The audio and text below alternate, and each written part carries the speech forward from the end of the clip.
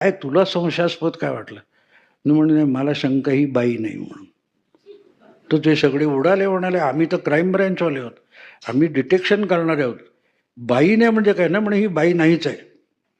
ते हैराण झाले. शेवटी जेव्हा चेक केलं तेव्हा तो वॉन्टेड माणूस 4 वर्ष होता आणि तो पुरुष होता, तो बाई नव्हता. तेव्हा सगळ्यांनी त्याला विचारलं की तुला शंका का आली? इथे ऑब्झर्वेशन येतं मित्र.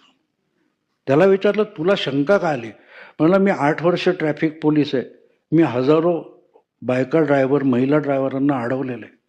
माझ्या आयुष्यात पहिली बाई ड्रायव्हर अशी मिळाली की जिने 15 सेकंदात लायसन्स काढून दाखवलं. तर ते म्हणाले म्हणजे काय?